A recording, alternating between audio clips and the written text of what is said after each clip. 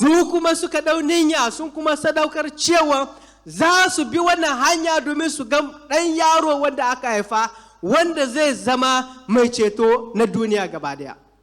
Sadaukarwa ne suka yi, sun sadaukar da lokaci, sun sadaukar da duk wani abin da za su yi, sun ba da zarafi domin su yi sujada na gaskiya zuwa ga wannan mai ceto.